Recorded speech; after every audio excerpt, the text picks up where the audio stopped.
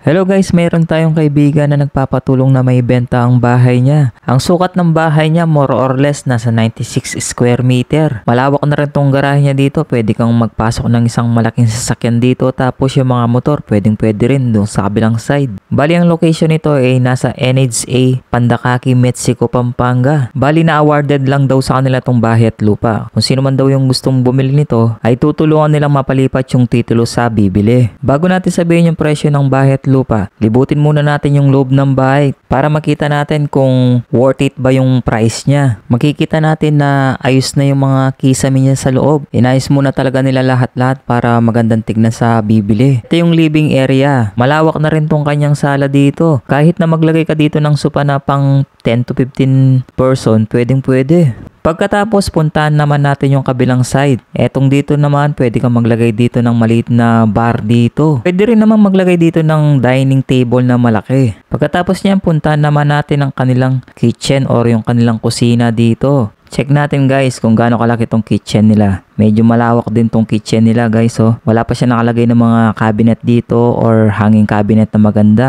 Pero meron din siyang divider sa taas. Ayan, paglalagay ng mga pagkain or stock ng mga dilata.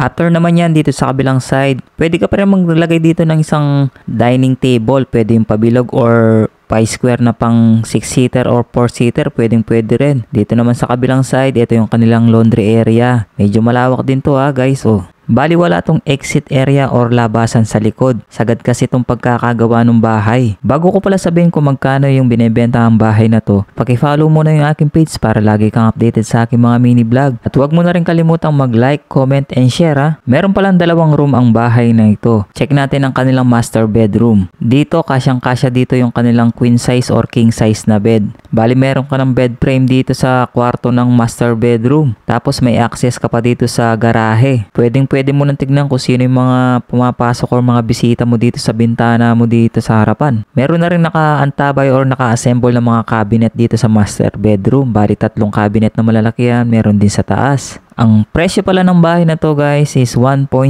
million pesos. Bago ko puntahan yung pangalawang room, i-comment nyo lang kung interesado kayo para masend ko sa inyo kung sinong pwede nyong kausapin at kontakin dito sa house and lot na to. Para maibigay pa yung mga ibang detalye na hindi ko nabanggit dito sa video na to. Ito naman yung pangalawang room. Kung dalawa yung anak nyo, pwede maglagay ng double deck dito or dalawang single bed magkabila, pwede rin. At syempre, hindi pwede mawala sa isang bahay ang toilet and bathroom. Ayan ang kanilang common toilet and bathroom. Malaki-laki na rin tong kanilang banyo dito. Siguro kung bibilin mo to, konting-konti na lang talaga yung mga bagay na ipapaayos mo dito sa bahay na to. At kung interesado ka dito sa bahay na to guys, mag-comment ka lang dito para may bigay ko yung contact ng seller Malay mo, pwede ka pang tumawad dun sa presyong binigay niya. O siya, hanggang dito na lang. Hintayin ko ang comment mo